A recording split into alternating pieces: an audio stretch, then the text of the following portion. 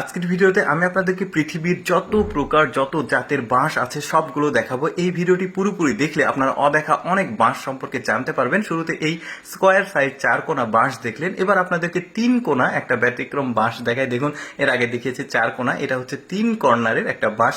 কি চমৎকার! পৃথিবীতে কত রকম বাঁশ আছে যেগুলো আমরা অনেকেই দেখিনি। দেখতে থাকুন আপনার ভিডিওটা, এখনো অনেক কিছু দেখার বাকি আছে। তারপরে এইটা দেখুন, এই বাঁশটাও আমার কাছে বেশ সুন্দর লেগেছে। একদম লম্বা সোজাসুজি বাঁশ, বাট মানে লতানো লতানো পেঁচানো পেঁচানো উপরের দিকে একটা স্ট্রাকচার আছে শরীরের উপরে।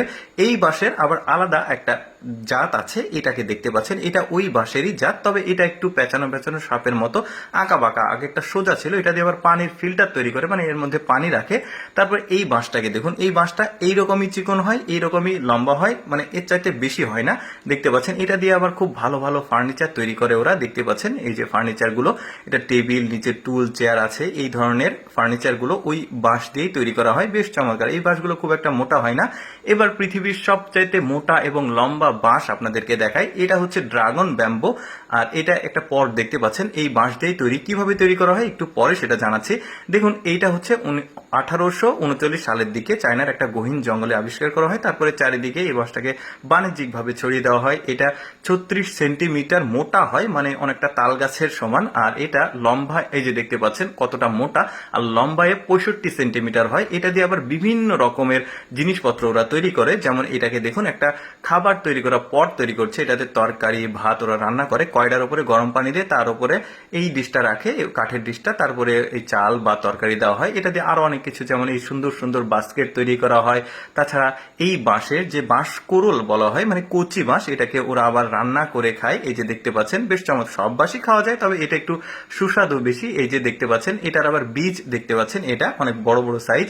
তারপরে এই বাঁশটাকে দেখুন, দেখতে অনেকটা মানে লালটে কালার। এটা শুধুমাত্র ডেকোরেশন বা ঘরের সৌন্দর্য, অফিসের সৌন্দর্য, পার্কের সৌন্দর্যের জন্য এই বাঁশটা চিকন, একদম কুঞ্চির মতো এতটুকুই হয়, এর চাইতে বড় হয় না। এটা বেশ চমৎকার একটা।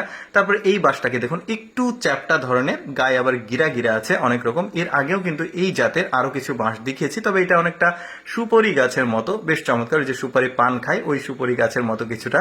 এই যে দেখতে পাচ্ছেন, এটা একটা একটু পরপর একটা করে গিরা আছে। কত রকমের বাঁশ। তারপরে এটা আবার চ্যাপ্টা বাঁশ, দেখুন এটা আবার আলাদা। স্কোয়ার দেখালাম, 3 কলার দেখালাম, এটা আবার চ্যাপ্টা বাঁশ। কত রকমের বাঁশ। তারপরে এই বাঁশটাকে দেখুন, এটা আবার বড়শি বাঁশ, অর্থাৎ এই বাঁশটা এইরকমই স্ট্রাকচার হয়। এটা দিয়ে আবার মাছ ধরার বড়শি তৈরি করা হয়। এই বাঁশটা বড় হয় না, এই বড়শির সাইজেই হয়। মাছ ধরার যে বড়শিগুলো, এই যে দেখতে পাচ্ছেন, বড়শি তৈরিতে এই বাঁশগুলোকে আবার ব্যবহার করা হয়। কি চমৎকার ব্যাপার!